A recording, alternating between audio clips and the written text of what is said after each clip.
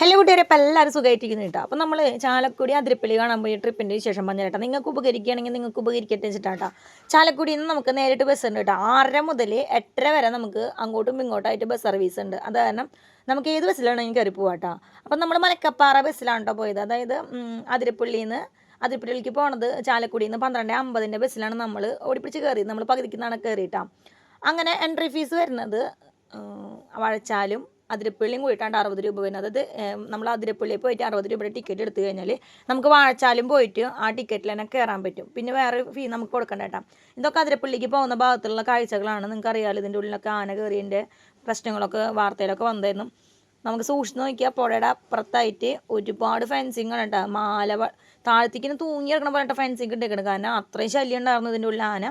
ഇപ്പോൾ ഇതിൻ്റെ മുകളിലൊന്നും കായ കാണില്ല. ഇത് നമ്മുടെ പാം ഓയിൽ ഉണ്ടാക്കണ കായാണ് കേട്ടോ. ഇത് നമ്മുടെ ഹോട്ട് എയർ ബലൂണാണ്. അവിടെ ഇങ്ങനത്തെ ഒരു സൗകര്യം കൂടി ഇപ്പോൾ അടുത്ത് വന്നിട്ടുണ്ട്. പത്രങ്ങളിലൊക്കെ ഉണ്ടായിരുന്നു.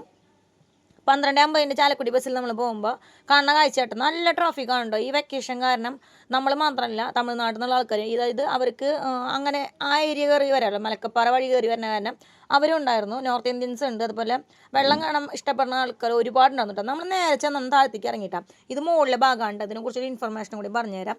നമ്മൾ ഈ മഴക്കാലത്ത് പോയി കഴിഞ്ഞാൽ നമുക്ക് ഇതിൻ്റെ അടിയിലേക്ക് ഇറങ്ങാൻ വളരെ ബുദ്ധിമുട്ടാണ്. സ്ലിപ്പിംഗ് ആയിരിക്കും.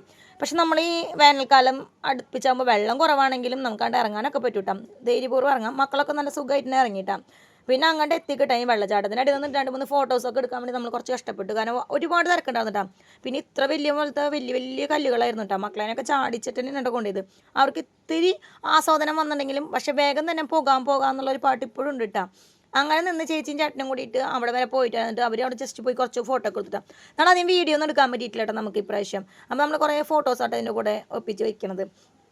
അപ്പോൾ ചേട്ടൻ്റെ KSRTC ബസ്സിൽ ഞാൻ പോയത്. അങ്ങനെയാണ് ഓപ്പയുണ്ട്. എനിക്ക് എല്ലാ ഡീറ്റെയിലും പറഞ്ഞു തന്നതിനെ കുറിച്ചിട്ട്. അങ്ങനെ നമ്മളിതേനെ അവിടെ നിന്ന് കുറച്ച് ഫോട്ടോസ് എടുത്ത്.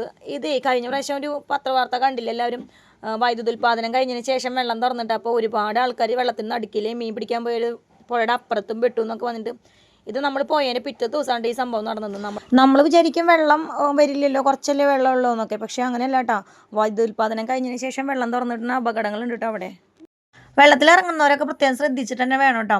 പിന്നെ നമ്മൾ KSRTCയിൽ പോവുകയാണെന്നുണ്ടെങ്കിൽ നമുക്ക് വണ്ടി പാർക്ക് ചെയ്യേണ്ട, അതുപോലെ തന്നെ നമുക്ക് പാർക്ക് ചെയ്യാനുള്ള സൗകര്യം നോക്കി നടക്കേണ്ട ആവശ്യമില്ല കേട്ടോ. അപ്പോൾ നമ്മൾ തിരിച്ച് വന്നത് ഒരു 5 മണി 5:30 ബസ്സിനാണ് തിരിച്ച് വന്നത്. 8:30 വരെ നമുക്ക് KSRTC അതിരപ്പള്ളിയിൽ നിന്നുണ്ട്. പക്ഷേ 8:30 വരെ ഉള്ള ബസ് ആ റൂട്ടിൽ ഓടുന്നുണ്ട് കേട്ടോ. അതാണ് വിശേഷങ്ങൾ. അപ്പോൾ എല്ലാവരും വീക്കെൻഡുകളും അതുപോലെ തന്നെ വെക്കേഷൻ ട്രിപ്പുകളൊക്കെ ഇങ്ങനെ ചെറിയ ചെറിയ ട്രിപ്പുകളൊക്കെ പോയി ആനന്ദകരമാക്കട്ടെ. അതാണ് വിശേഷം. Thank you.